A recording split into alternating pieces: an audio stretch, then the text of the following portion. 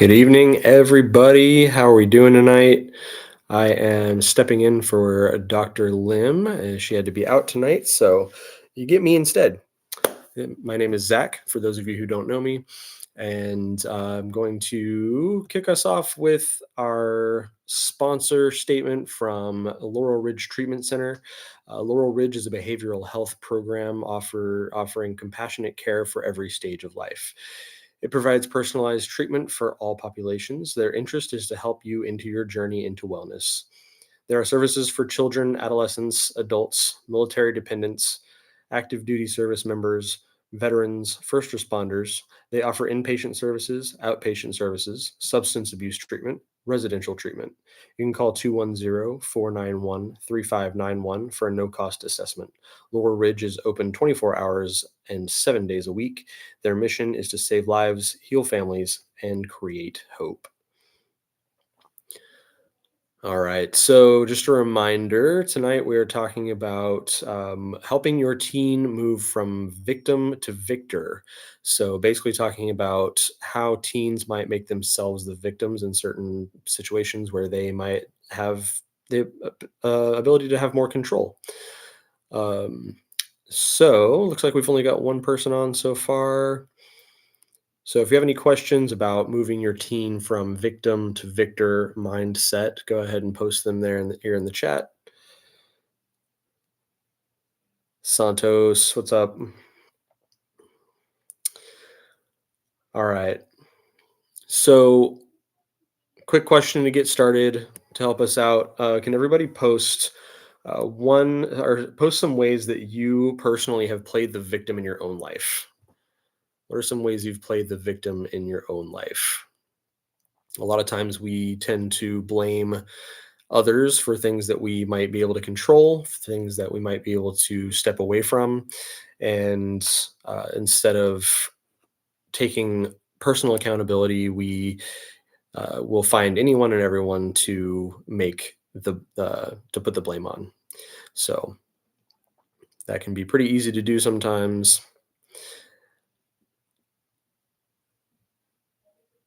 And I don't know about you guys, but I've actually played the victim, a number of times in my own life. When I was in my teens and 20s, a lot of this happened to me. Why do these things happen? How could they say this? How could they do this to me? That sort of thing. So it took me a long time to learn and realize that there's more to um, more to that than I thought there was. So a lot of it is, how am I perpetuating these situations that come up in my life, and what are the things that I'm doing to create the problem? All right. Do we have any questions about a victor, helping your teen become a victor instead of a victim?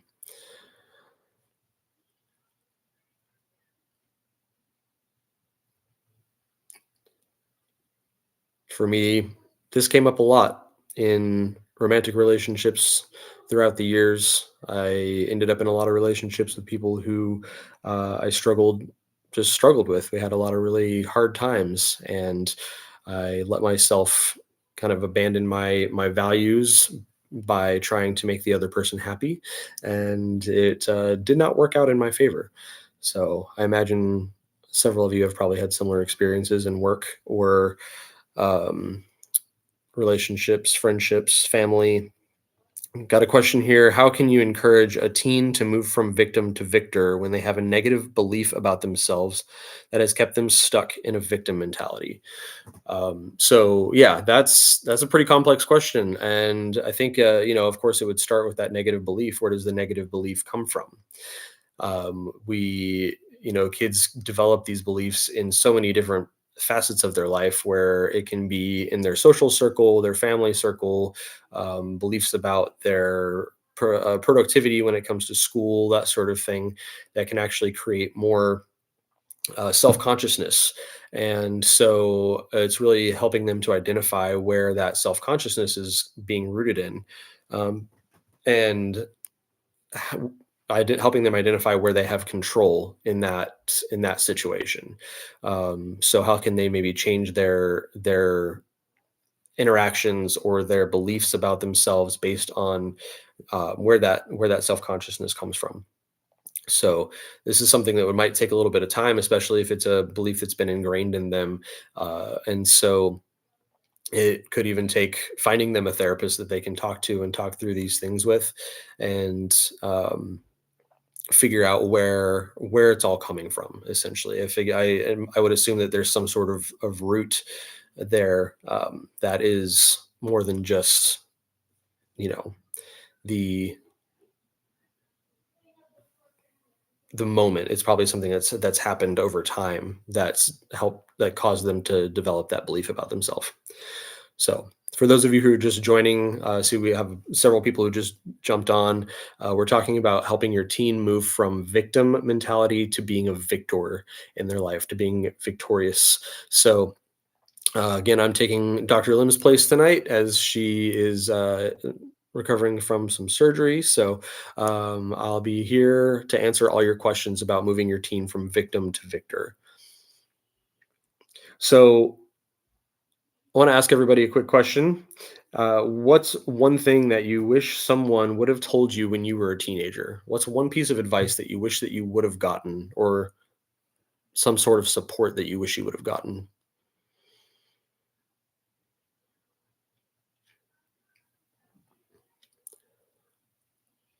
Personally, for me, a big one was money. I really, when I went into early adulthood, I struggled with money a lot. I didn't have a lot of those conversations growing up, and so when I finally, so I didn't have money for a long time, and I struggled to understand how to use it properly. And then when I finally did have money, that struggle with understanding how to use it properly went into just spending it in different ways that probably didn't help me in the long run, right? And so, I would find myself blaming my job, blaming the system essentially, and telling then just like, well, everything's too expensive, and I can't manage it with what I'm making and all these things. And so there was a lot of excuses that I would make as far as not having what I needed. So what's one piece of advice or type of support that you wish you would have gotten as a teenager?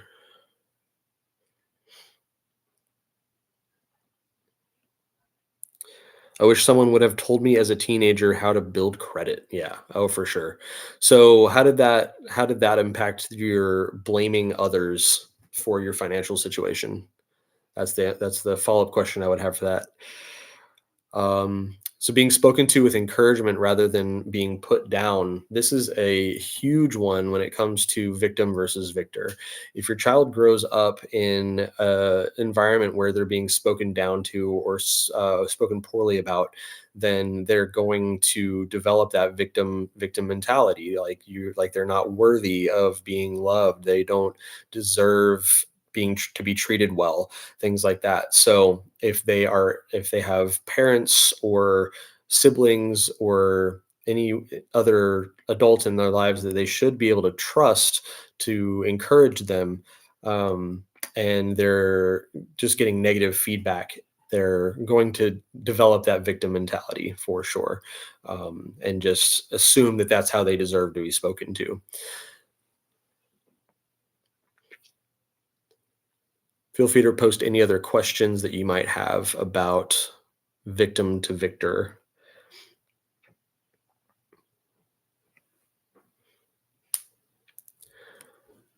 Crystal says, I wish someone would have told me how to determine and set goals. Oh man, yeah, that's a good one. So yeah, setting goals, realizing what your goals are, and to begin with, if you're not given an example of that, what that looks like, how to set goals and how to achieve goals, health in a healthy way, then it can be really easy to blame the world for not having what you want, when all along you've had the opportunity, the ability to learn how to achieve your own desires, by actually stepping out and figuring out what you need to do to make those things happen. So if you don't have anyone teaching you what that looks like, then it can really dig you into a hole of, oh, I'm the victim here because I never get anywhere in life.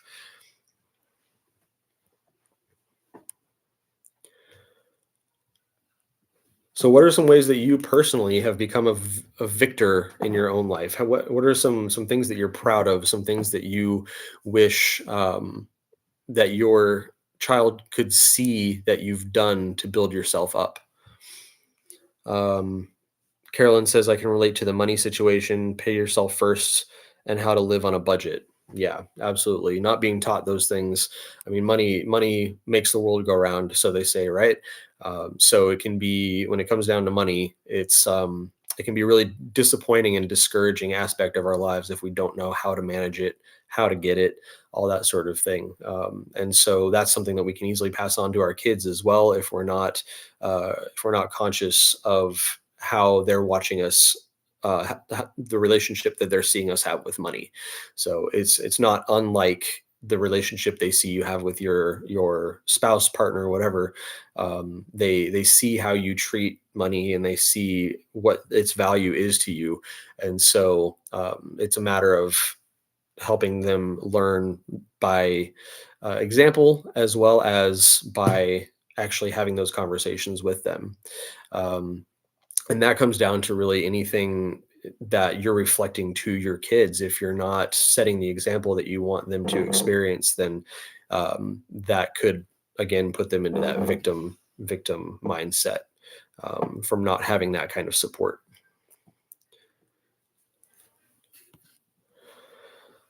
I see, yes, more encouragement instead of criticism, definitely.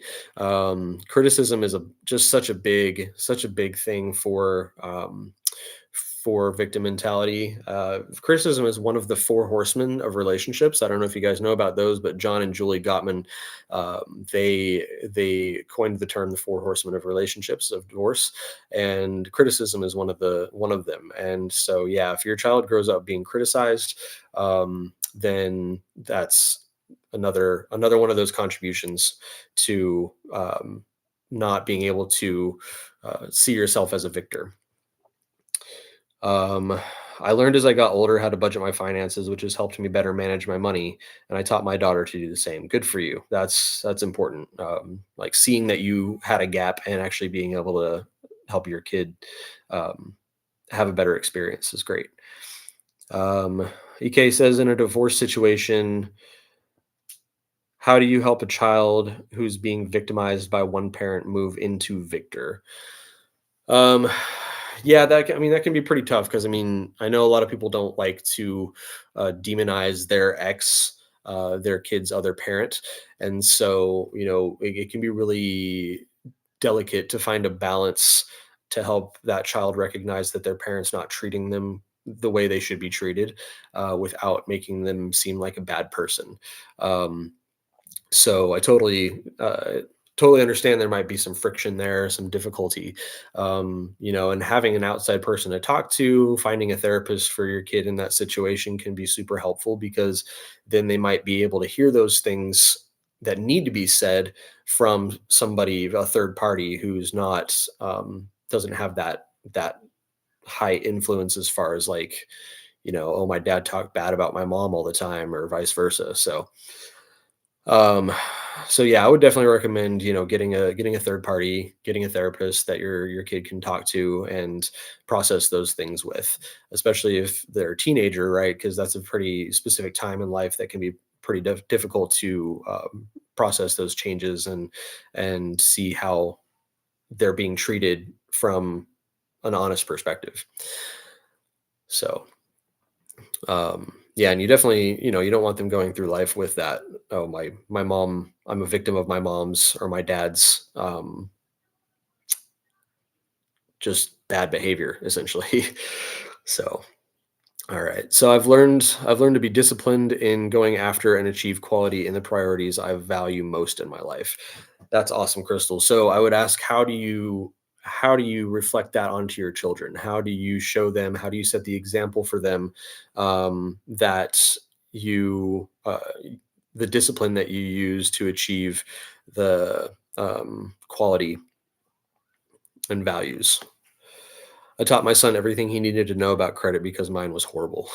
Yeah, well, good for you. Again, that's it's whatever your family history is, the thing that is uh, not of the thing that's not really healthy, right? The aspect of your life that's not very healthy, of your family, that's something that will continue on, and it will be a pattern until somebody figures out what it is and how to break it. So whether that's money, finances, or how you treat people, how you treat yourself, and everything in between. So, all right. So Carolyn says, I got my master's instead of just getting a regular job. Um, Question: what are you doing this for? Yeah. So, um, I mean, man, I've heard of so many people who go to school, and they strive for bigger things, and their family just doesn't really understand why they're doing it, and they will try to better themselves, and they have their family just bringing them down. And maybe it's because people are uh, jealous of your drive. They don't understand how education's actually going to get you somewhere, that it will better your life because they haven't experienced it themselves, right? Maybe that's your family pattern where the family is just like, this doesn't make sense. Why would you spend all that money on school and waste all this time or whatever when you could just be working? But yeah, it all comes down to your values and living out your values, and showing your kids that you can live through your values and be successful. And it can all align, right? It doesn't have to be this or that. Showing your kids that there's more to life than just working, getting a regular job, and being unhappy in that situation, right? You can show them that and show them how you come up from, essentially rise up from the ashes, right? And and better yourself and find what fulfillment really looks like for you.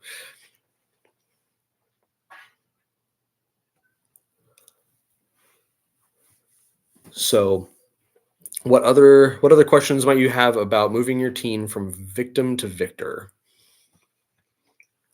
I kind of love this idea of going against your family norms, right? I think that's such a big one. I think we maybe discount that sometimes. A lot of people that I work with don't see how their past affects their present. And so those conversations happen pretty frequently about these patterns that get created over time that you don't realize that you're creating.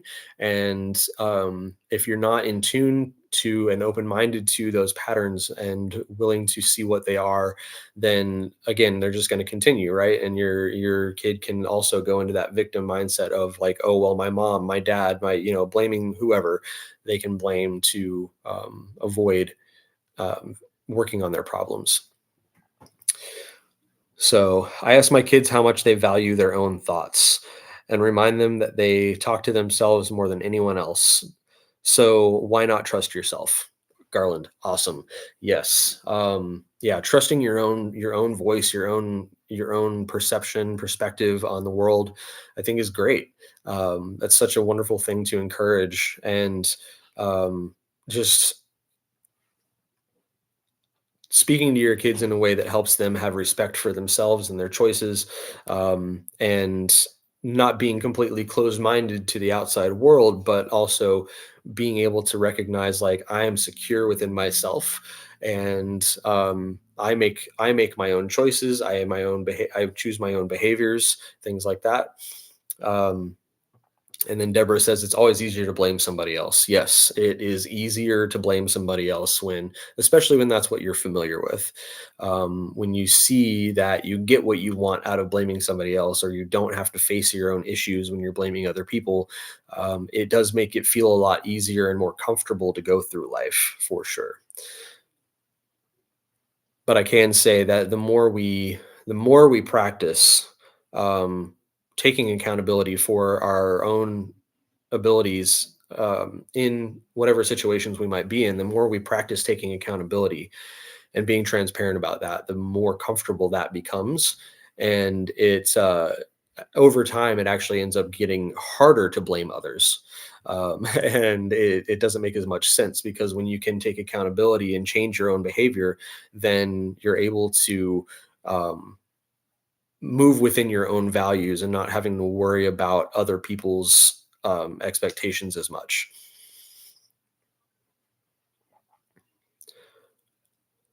So I don't know how many of you know about locus of control, but that's one of my one of my recent favorite things to talk about is locus of control. It's LOCUS, and it's an external locus of control and an internal locus of control.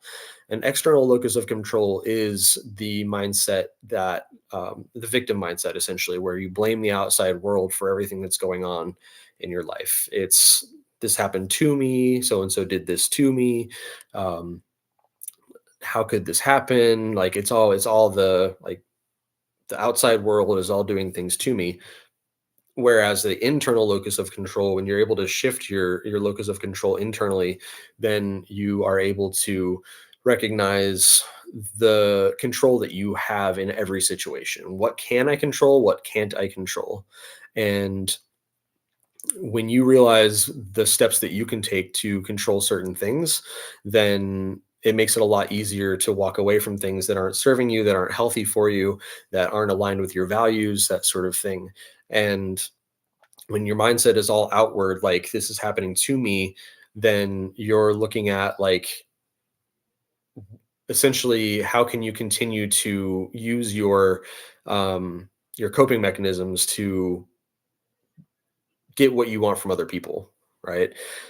Um, so in a sense, it's like the people pleasing. It's the shutting down and walling ourselves up so we don't have to face people, right? Because we just expect that they're just going to do this anyway.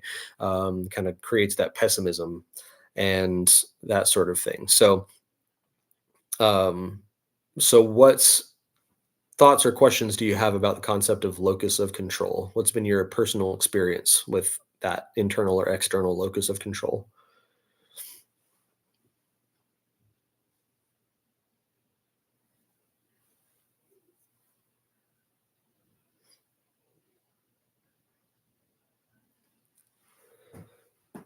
For me, coming back to the relationship thing, in my 20s, 30s, I struggled to understand why I kept ending up in these difficult relationships.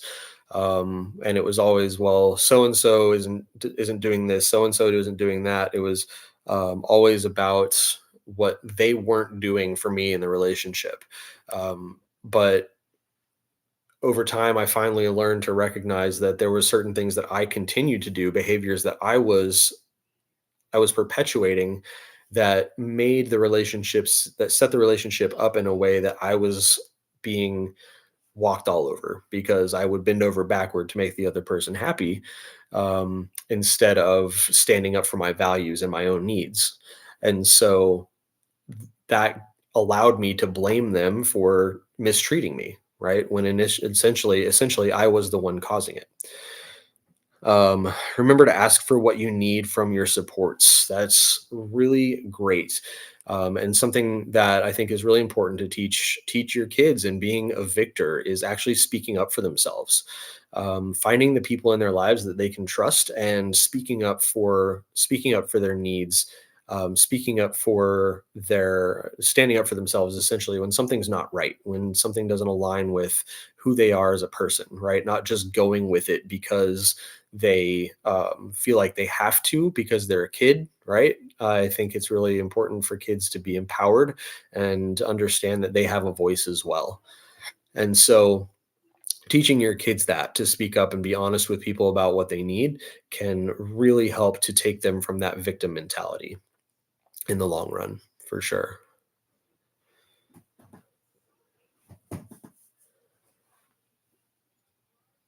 So, what are some personal experiences with internal or external locus of control? My parents used to be very strict and a bit controlling growing up until I got older and set boundaries that they now respect. I taught my daughter to do the same. That's really great. Um, yeah, and it can be really tough with strict parents with that. they essentially are just trying to do their best to keep you safe because maybe they weren't safe when they were growing up. Maybe they didn't have any support or structure in their lives, and so they went the extreme opposite way and created too much structure for you, right? So that's something that can definitely make you feel almost like a prisoner in a sense as a kid, and be able to blame your parents for not being your authentic self because you had to be very much constricted and this very specific thing that they expected you to be. When you're trying to honor a marriage covenant and have a strong internal locus of control, yet spouse has a strong external locus of control, how do you navigate that sort of relationship? That's extremely complex, I would say. Two very different personality types, two very different communication types. And so when I see the word marriage covenant, and that strikes pretty specific faith tied things in my head. I don't know if that's what you're getting at, but as far as that goes, I feel like it's almost a separate issue. But again, I would say therapy. Therapy is the way to go. How do you, if you're trying to honor a marriage covenant and stay married to a spouse that you're struggling to communicate with, then I would definitely say that finding a good therapist who is willing to be open and honest with both parties and help you learn how to communicate and understand each other's perspectives on the world would be something that is definitely vital in that process. I would say that it would be pretty hard to honor a marriage covenant without some kind of help in a situation like that. We teach kids to suppress their own feelings to avoid angering and challenging others. Yeah, yeah, I would agree. We do. Um, just concede. Just say, yeah, okay, okay, yeah, you're right, you're right. I'm just a kid, whatever. Um, and so yeah, they stuff their own feelings down and they bottle it all up, and a lot of times that comes out in pretty drastic ways. Right? We end up with you know, unfortunately, very sadly high suicide rate among teenagers, um, and other things acting out, just drugs and relationships, things like that. Kids they're not ready for, things like that, because they're trying to find some kind of control in their lives. They can't speak up for themselves. They don't have a voice, so therefore they go out in all these other ways to try to find out how to find a way to express that voice um, in a way that they think is not going to hurt others. I guess I don't know if that's the right thing. So, but I think that can be pretty damaging for sure, Garland, to teach our kids to suppress their feelings. Um, those of you who know me know that I love the feelings wheel, the emotion wheel, and I really encourage people to get to know that very well. And being able to understand and express your emotions in an articulate way is something that can really help you to get out of that victim mentality. Because when you can express and speak your emotions, then you can also see those emotions in other people and understand them on a deeper level too. And so it helps create compassion and empathy for others. And as when we create that cycle of empathy and understanding for ourselves and each other, we have a lot more ability to speak up and be honest about our needs and move out of that victim mentality. So, we got about one more minute here. I got time for one more question if anybody's got it.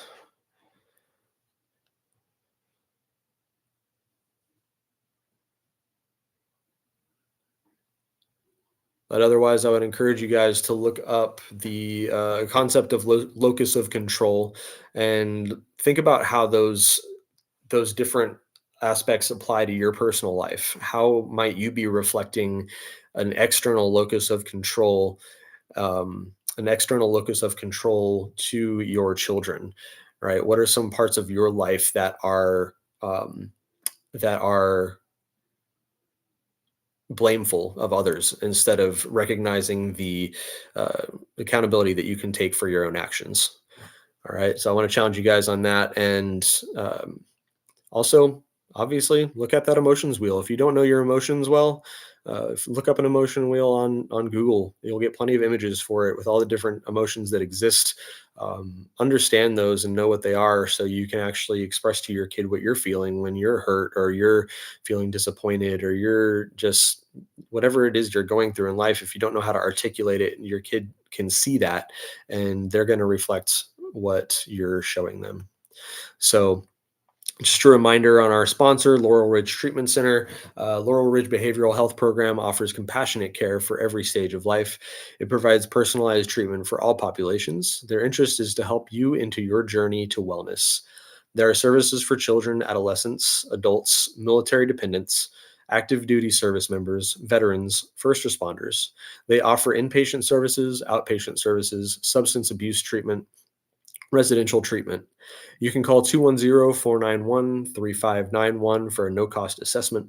Laurel Ridge is open 24 hours, 7 days a week. Their mission is to save lives, heal families, and create hope.